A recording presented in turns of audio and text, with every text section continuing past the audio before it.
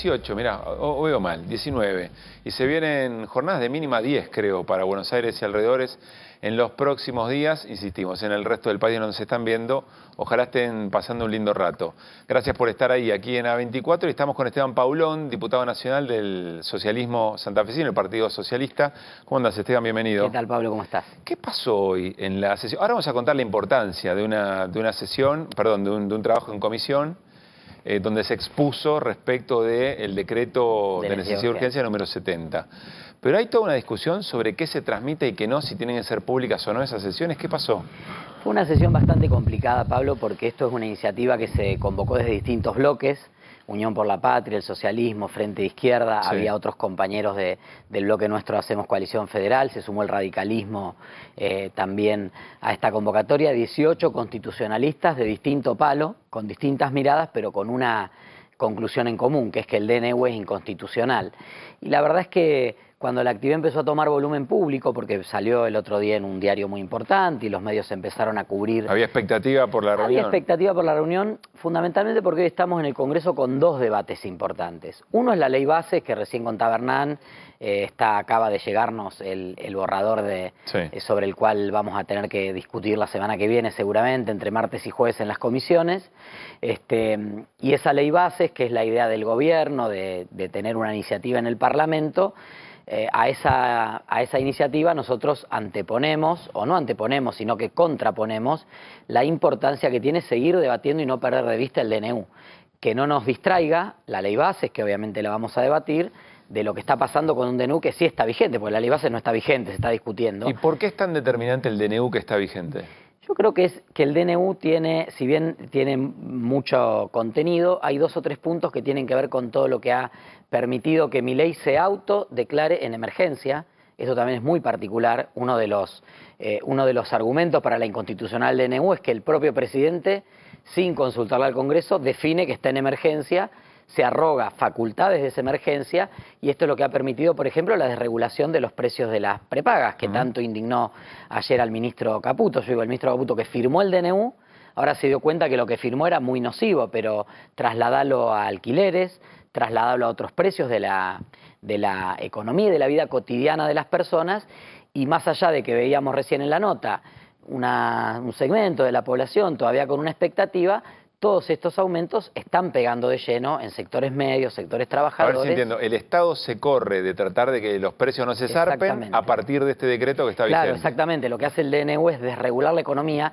Algunas de esas facultades las está pidiendo el gobierno en la ley base. Sí. Creemos nosotros, intentando blindar lo que entiende puede ser que caiga el DNU. Entonces nosotros con un grupo de diputados y diputadas pensamos que es importante que, si bien nos vamos a abocar a discutir la ley de bases y vamos a ver la letra fina y haremos nuestras observaciones, no tenemos que perder de vista que el Senado ya rechazó el DNU y que hoy está la pelota en nuestra cancha, en la Cámara de Diputados, y que depende de la Cámara de Diputados que ese DNU quede inválido, o de la Corte Suprema, pero evidentemente la Corte todavía no tiene ningún apuro en tratarlo. A ver, ahora nos contás qué pasó en la comisión, pero quiero compartir con ustedes el mensaje en redes de Germán Martínez, que es el jefe del bloque de Unión por la Patria, respecto a esto que estaba pasando con la propia transmisión. En un nuevo acto de intolerancia, la Cámara de Diputados interrumpió la transmisión por YouTube del encuentro con constitucionalistas por el decreto de necesidad de urgencia 70. Horrible, dice. También Cecilia Moró, entiendo, que dejó de hecho, comenzamos a transmitir por streaming, ¿no? Porque, bueno, en general, cuando hay reuniones, cuando hay eventos, hay una transmisión. Cada una de las salas de comisiones tiene su sistema de transmisión.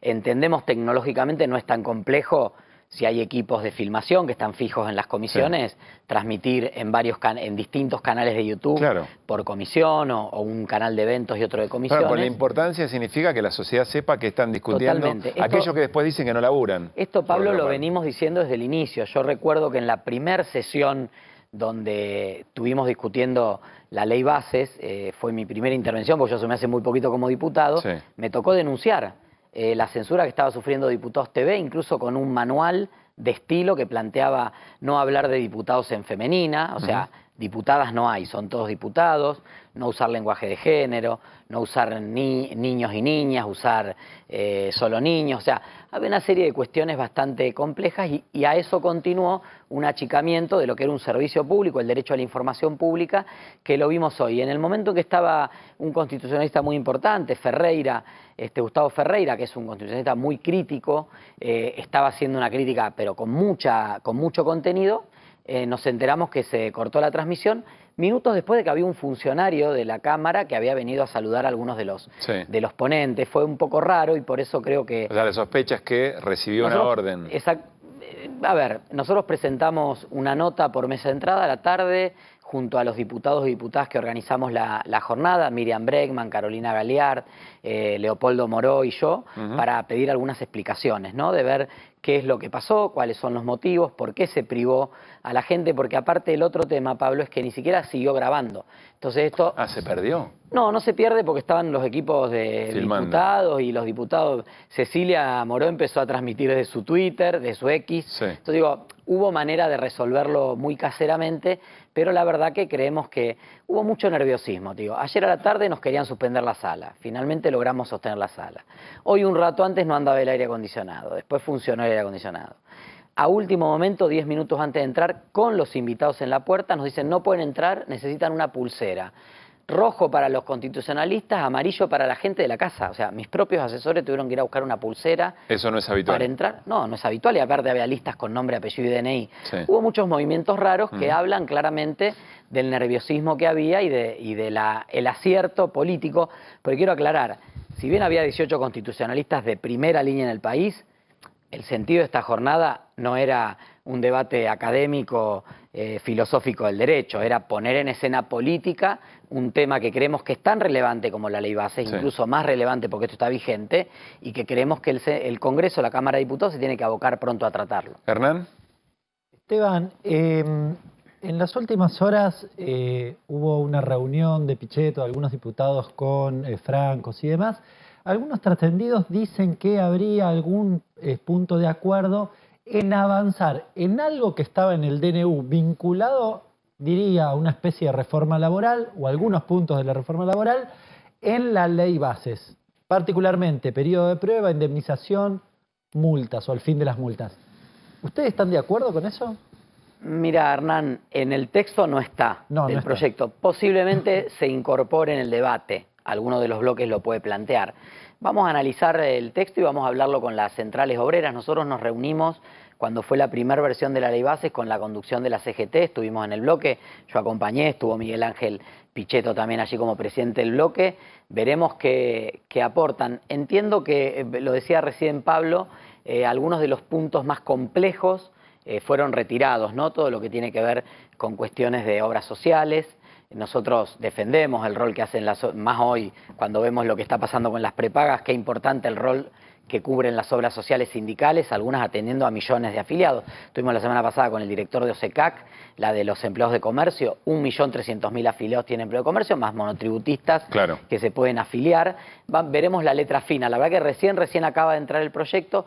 Por supuesto que creemos que hay puntos que si se discuten y hay acuerdo también en las centrales obreras, se puede conversar y ver cómo encontramos algunos puntos para avanzar, entendiendo también que, a ver, que estas son medidas que estaban en el DNU y que están suspendidas por la justicia. O sea, digo, hoy no están vigentes, pero bueno, en su momento con los gremios habíamos conversado que había algunas medidas que podían ser atendibles o para algunos sectores de la economía. Veremos cómo se plantea el debate en estos días que quedan, más cuando la CGT va a estar mañana reunido ahí en Casa de Gobierno, ¿no? ¿Cómo manejan las diferencias, que a veces son matices y a veces no tanto, dentro de Hacemos Coalición Federal, sobre distintos puntos? Hay algunos sectores que están en un agarrame que te voto todo, digamos, en términos de desregulación, de reforma del Estado, otros con más reparos, el caso del socialismo, Coalición Cívica, la propia Margarita Stolbizer. ¿Cómo manejan esas esas diferencias? Te digo, Pablo, que el presidente hace un esfuerzo enorme para que nadie esté agarrame que te votó todo, porque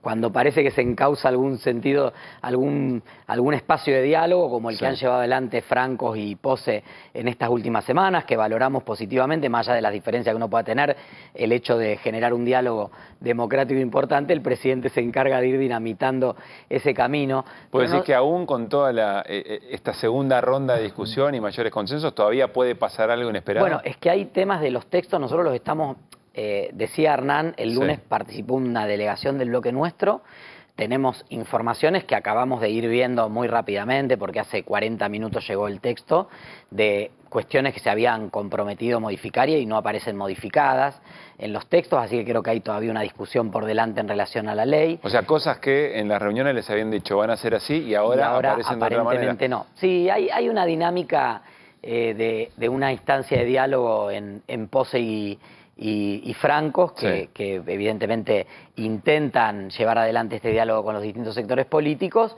y otra ala del gobierno que evidentemente no quiere acordar y que no queda claro si lo que quieren es... Yo digo, el domingo surgió la posibilidad, todavía no lo vimos porque yo no llegué a esa parte de ver el borrador, pero se había planteado la posibilidad de que la modificación del artículo 11 y 126 de la Ley de Educación para evitar el adoctrinamiento lo iban a meter en la ley. Entonces esos son todos temas que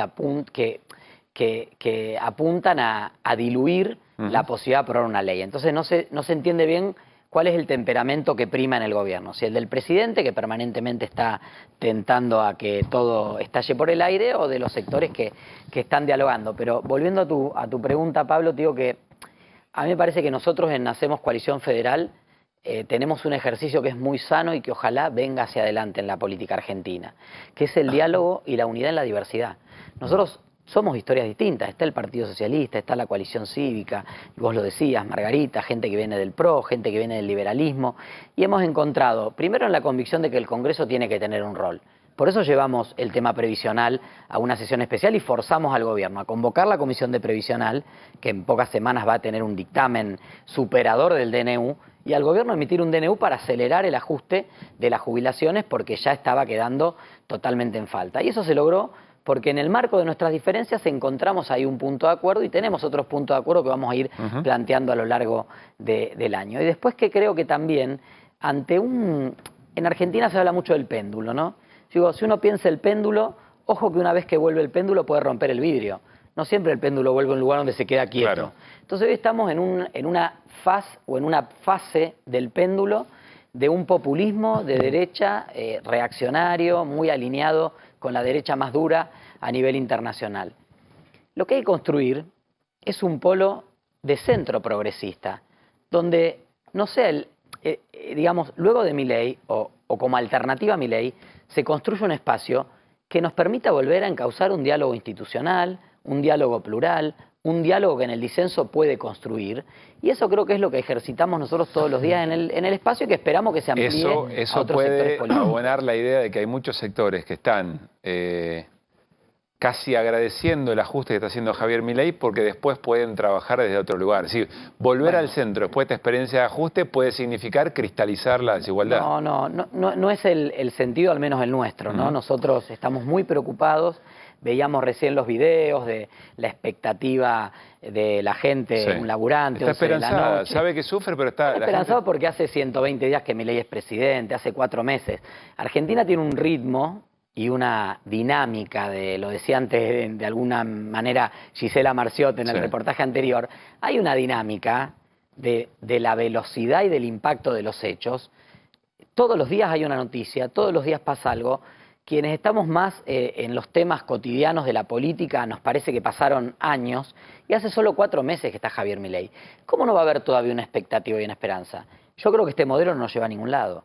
Este modelo económico ya se probó en otro momento y terminó mal, y no va a terminar distinto con Milei, porque es un modelo de ajuste. Ya en marzo no hay más superávit, porque la baja de la recaudación vuelve a poner las cuentas... Pero puede haber más ajuste.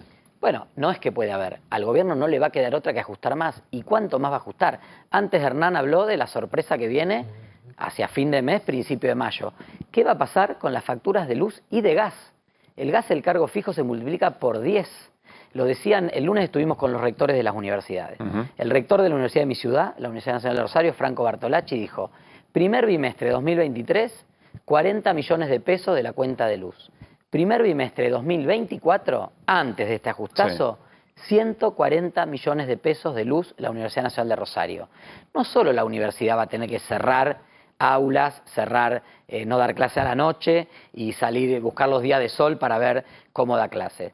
En los hogares, una garrafa 15.000 pesos, una factura de gas sin usarse, cargo fijo 15.000 pesos, no lo puede pagar ninguna familia, Pablo. Y esto va a empezar a impactar. Entonces, hay una esperanza, una expectativa lógica de 4 meses, pero yo no creo que esto sea un periodo en donde dejemos, o por lo menos no es mi visión, ¿no? Dejemos que Milei haga el ajuste y después cuando Milei se caiga, porque en este barco estamos los 47 millones de argentinos y argentinas y sobre todo los sectores medios y sectores trabajadores que son los que más sufren, los que más están sufriendo estas medidas de ajuste. Vuelvo un segundito al tema del decreto. ¿Alguno de los 18 constitucionalistas que estuvieron hoy, alguno defendió el decreto? No, era una actividad claramente de constitucionalistas que plantean... Olvídate los que invitaron ustedes. ¿Conoces algún constitucionalista que...?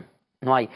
No hay básicamente porque el DNU tiene un primer, aparte del contenido, que como te decía, el presidente se autodeclara la emergencia y se arroga las competencias, y hay un montón, hay uno de los constitucionalistas esquematizado muy claramente, hay 6 condiciones para dictar un DNU, este no cumple con ninguna.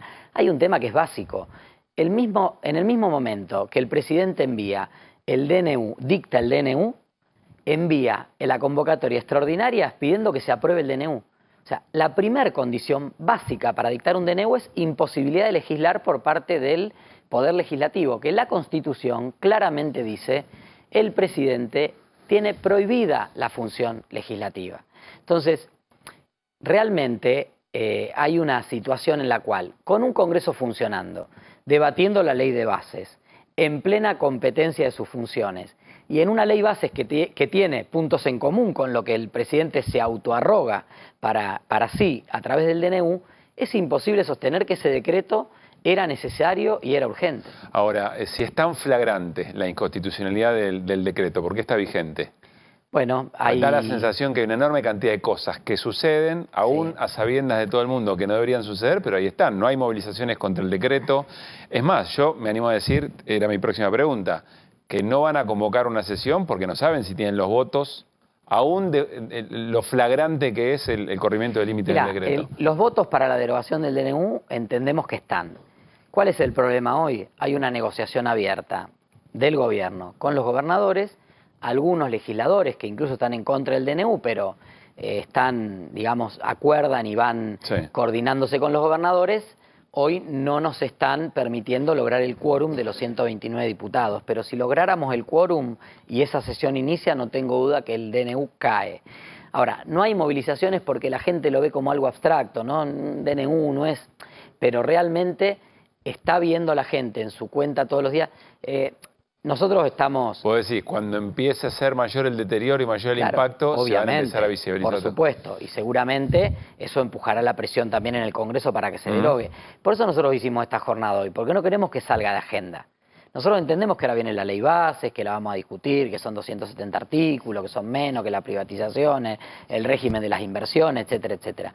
No perdamos de vista esto, que está vigente y está teniendo un efecto concreto terrible. Mira, quienes estamos acá y seguramente mucha de la gente que nos ve, tiene alguien, al menos una persona de su entorno, que se bajó de la prepaga, que no puede pagar, que te cuenta, yo ayer fui a buscar un mueble y el mueblero de la nada me dice, yo lo tuve que dar de baja a mis viejos de la prepaga, 480.000 pesos, y me venía anunciado para el mes que viene un aumento del 15%. No, la pregunta que está no es el deterioro, sino el sentido que tiene ese dolor, por decirlo de alguna manera, que es lo que estamos discutiendo antes. A 4 meses todavía hay una idea de que esto en algún momento va a rebotar o va a mejorar o vamos a poder salir.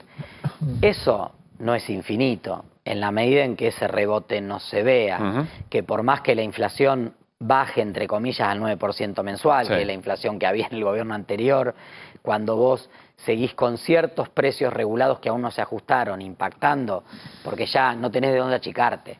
O sea, esta idea de que los sectores medios, bueno, revientan el canuto, hay muchos sectores que ya no tienen un canuto para reventar, porque vos si estás pagando 520.000 pesos por mes o 400.000 pesos por mes una prepaga, es el 30, 40, 50%. Sí, más el alquiler, más los si tenés servicios. un buen salario. Sí. Entonces creo que esto es un proceso que se va a ir agudizando, que va a tener un capítulo muy importante en las tarifas. Hay que prestar atención a esto porque también nosotros tenemos el 60% de nuestra matriz energética viene del gas. Entonces, al impactar el aumento en el precio del También gas, te aumenta la luz. impacta todo. Va a impactar en el traslado, va a impactar en el transporte, perdón, Sí. que es el término correcto, y va a impactar también en los precios No, hay domiciliarios. mucho bolichero, mucho negocio está viendo venir algunas Claro, tarifas, está muy preocupado. obviamente. A ver, antes de despedirte, Esteban, Hernán, ¿nos das el dato de ganancias que apareció en el borrador que ya están repartiendo, por lo que nos contaste, oficialmente a gobernadores y a jefes de bloque? Sí, dos datos principales. El primero es, a ver, lo que se estaba discutiendo del mínimo no imponible, que en realidad es mínimo no imponible más deducción especial, básicamente no es 1.800.000 para el soltero, no es 2.200.000 para el que está casado y tiene 2 hijos, sino que esos montos bajan, para ser preciso, el neto de un soltero es 1.250.000. A partir de ahí pagás. Y casado con 2 hijos es 1.670.000 pesos neto de bolsillo. A partir de ese parámetro empezás a pagar. Llama un poco la atención porque básicamente lo que se venía discutiendo era otra cosa. Acá pusimos un ejemplo, lo hicimos hace un ratito, Sí. de una persona que cobra bruto 2,5 millones, neto casi algo más de 2 millones de pesos. Ahí tienen el mínimo no imponible, la deducción especial mensual, termina pagando sobre 800.000 pesos y la alícuota que se le aplica es el 19%, 104.000 pesos. Las alícuotas, esto sí, hay un salto bien importante porque de hecho en la presentación anterior, ibas a pagar el 35% si la ganancia neta sujeta a impuestos era superior a 14,5 millones. Ahora es 36 millones. Bien, se amplían las categorías de lo que tiene que ver Perdóname, te lo pregunte así porque no me quiero quedar afuera. ¿Eso es bueno o eso es malo? No, Para el que tiene que pagar. Bueno, para el que tiene que pagar, la apertura de las categorías son categorías bastante amplias, que pegan saltos de 1.200.000 pesos, incluso las categorías más altas aún más significativas. Esto significa... O sea que tiene que ser un monto bastante superior para pasar a la siguiente categoría exactamente, de pago. con lo cual recupera buena parte de la progresividad del impuesto. En ese sentido está muy bien. Lo llamativo es que, a ver, vos estabas en 3 millones brutos, 3.050.000 brutos en la ley actual y vas a bajar a 1,5 millones bruto. No estoy haciendo cálculos groseros, pero 1,5 millones bruto. Básicamente a la mitad con esta... Y lo otro llamativo es que se venía discutiendo otra cosa. Claro. Hace un rato discutías otra cosa. Eso es así, Esteban, ¿no? Se estaba hablando, les habían dicho 1.800.000 pesos. Yo quiero decir algo. Primero destacar que el impuesto a los grandes ingresos, a la ganancia, es un impuesto que se cobra en todo el mundo y es uno de los impuestos más progresivos. En segundo lugar, es coparticipable. Este gobierno y otros gobiernos han tenido la práctica de alguna manera, buscar recaudación no coparticipable para concentrar recursos en nación y poder aplicar esta política del látigo y la chequera con las provincias. Entonces, este impuesto es coparticipable, es un aumento de ingresos para las provincias. Yo lo que creo es que lo que tenemos que discutir es la oportunidad, el sentido de oportunidad de en este momento, donde ese sector que tiene el ingreso del que plantea Hernán, que empieza a pagar impuestos a las ganancias, por más de que es una alícuota baja, es el que está soportando y al que más le golpea el aumento de los servicios, el aumento de la prepaga, el aumento de las expensas, el aumento del alquiler, el aumento del seguro del auto. Entonces, por supuesto que el impuesto a los grandes ingresos es un impuesto deseable, mucho más deseable que otros, que, alerta spoiler, no se van a eliminar. O sea, no es que porque ahora vamos a cobrar este impuesto progresivo, vamos a eliminar los distorsivos. Vamos a seguir pagando todos los impuestos más este. Pero en este caso, creo que hay que atender a una situación de sectores medios, no los de ingresos de 36 millones, sino los del ingreso entre 1 millón, 1,5 millones, 2 millones de pesos, que son a los que más les está impactando hoy el aumento de los servicios de lo que antes eran precios regulados y que ahora se han desregulado. Telefonía celular, medicina prepaga, seguro del auto, etcétera. Entonces, ahí hay que ver esa oportunidad de pegar este este reingreso del impuesto en este contexto. Gracias por haber venido. No, a vos, gracias. Bueno.